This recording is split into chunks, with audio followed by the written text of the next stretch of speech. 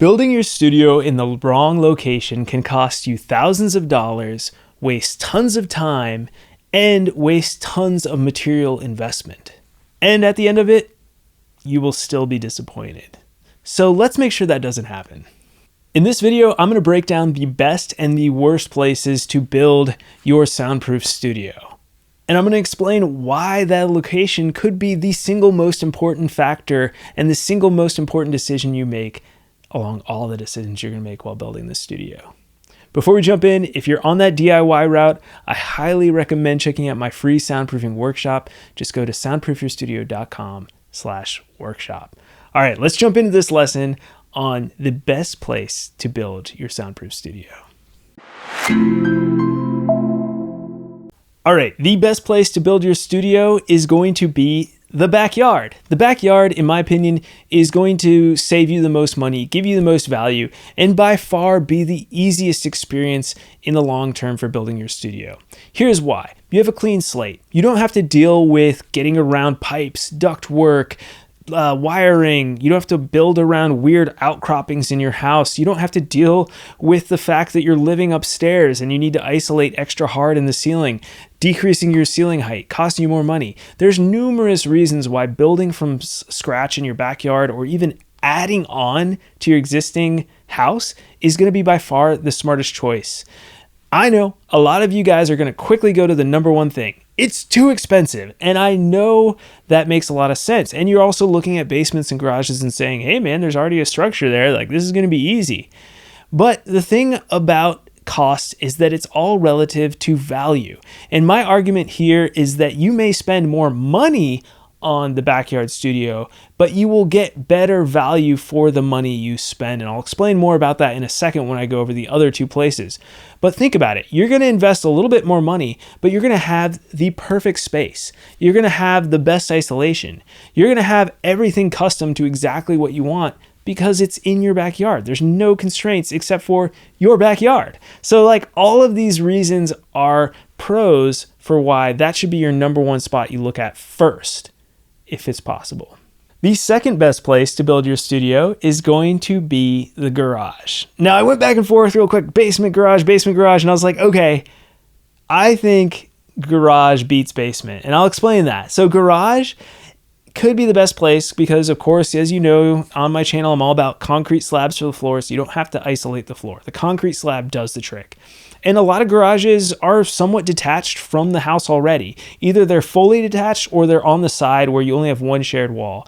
Sometimes you might have a garage where you have a shared wall plus you have the upstairs, but nonetheless, it's going to be less connected than a basement would. And the garage also has the added benefit of potentially raising up the ceilings. Maybe you can create a cathedral ceiling where you can go higher, whereas a basement, you got to just keep whatever ceiling joist height you have. The other thing with a garage is you probably are less likely to have things that could get in the way of your design.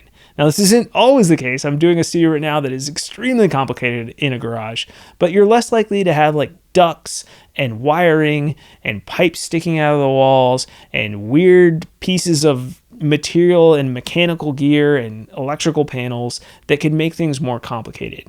Now, I'm not saying that those don't exist in your garage, but they're just less likely to be there than in your basement. Now, coming back to my original idea of why the garage is not as good as your backyard is that, yes, you may be like, okay, I'm going to spend maybe $20,000 to $30,000 in materials trying to build out my garage. And you're like, it's going to be easy. I'm just going to buy some 2x4s. I'm going to throw up some drywall. I'm just going to frame out a double wall in my garage and voila, I'm done. Well, not so fast. Think about the fact that you got to remove the garage door. You've got to frame and build out the garage wall the door and build a new wall where you had the garage. You have to think through, how am I going to get ventilation in there? Baffle boxes, where are those going to go? How am I going to fit that in? I've got a smaller space, so what am I going to do? So there's a lot of things why building outside is still going to be better than building in your garage. So I wanted you to keep that in mind before you immediately jump to thinking like the garage or the basement is better than building a new studio outside. The third best place to build your studio is going to be the lowly basement. Now, I'm not saying this is a bad thing. All these options, these three options I said, are the third best, the second best, because I want you to think that these are still good options for your studio. The problem with the basement compared to the garage and building out back is some of the things I've already mentioned. One, you tend to have a very low ceiling height. And in anything with acoustics, having a low ceiling is not only inconvenient for us tall people out there, actually, I'm not that tall, but for you tall people out there, is that you're gonna have to put on more drywall to soundproof it, and your ceiling height's gonna keep decreasing. And then you're gonna have an acoustic cloud because you need to get your acoustics right, and your ceiling height decreases again. Pretty soon you have a 6.5 foot ceiling underneath the ceiling cloud. And while that might work for some of you, it's still gonna feel very small and cramped. On top of that, you also have HVAC equipment that's kind of noisy in a basement, so it's just one more thing you have to deal with. You have footsteps and knocking up above you, and then also if you're playing drums in the basement, you've got to, like I said, beef up your ceiling a lot, decreasing the height, to make sure that sound doesn't go straight through into the rest of your house. You do have the added benefit of isolation of potentially being underground and having concrete walls. All of that is a huge plus for a basement. But then again, you also have to decouple off those concrete walls. So in the end, you're still losing some space, and you're going to have to be working in a smaller space by nature.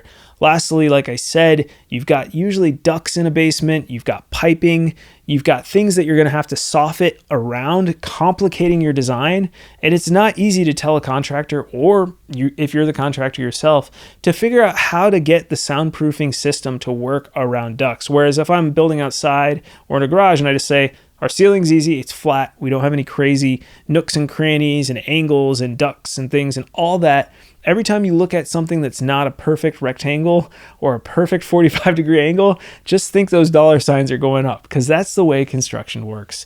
So when I'm looking at a site or a project, I notice right away, okay, this is going to be really difficult. This is going to be harder to deal with. And I know pretty quickly how much something is going to cost. And I also know how difficult it's going to be both in the design phase and in the build phase. So in conclusion, I just really want to drive home this point, which I think is extremely important, is the difference between value and initial cost. A backyard studio is going to cost more than a garage or a basement in the long run, but it will deliver higher value and returns in the long run as well. Also think about the return on your investment. Having an outdoor office in your backyard, or an extra master bedroom studio that's really quiet off the back of your house. All these things could add significant value to your home, whereas destroying your garage or your basement is not necessarily going to add value to your home. So in conclusion, research the location that you want to build your studio on thoroughly. So looking at the things I mentioned, like ducts, piping, weird angles, bends. Is the backyard suitable? Can you get a cement truck back there? How easy is it to access? What's underneath? Is there a septic tank underground? I'm rattling these off because I do this for a living, and I run across all these things on a day-to-day basis. So you need to think about those things in your design. Next, I would write a pros and cons list, trying to figure out what are the pros and cons of each location in your home, especially if you're looking to buy a new home. This is a great way to, every time you look at a house, see where the pros and cons list comes in. And before you buy the house, you can say, okay, we're going to build in the backyard, we're going to build off the back, or the garage, or the basement. And those are usually the three options we're looking at. All right, I hope you guys have enjoyed this wonderful video. I hope it's been enlightening as to which location is best for your studio build and design. If you are on that DIY approach, like I said, you want to do it all yourself, check out that free soundproofing workshop at soundproofyourstudio.com/workshop. If you are on another level up where you want help, you value your time and your money, and you want a professional designer, reach out. I would love to talk to you about your projects and see if we're a good fit. Just go to soundproofyourstudio.com and click on the Soundproof Clarity call button, and you can sign up right away to get on a 30-minute Zoom call with me, and we will talk about your studio together. All right. Again, thanks so much for listening. Thanks for subscribing, liking, comment in the comments below. There's plenty of people in this community who can answer your questions. Sometimes I might even have time to. And thank you all just for being here. I really appreciate it. My name is Wilson Harwood. I am an acoustician and soundproof studio designer based out of Nashville, and I will see you all later.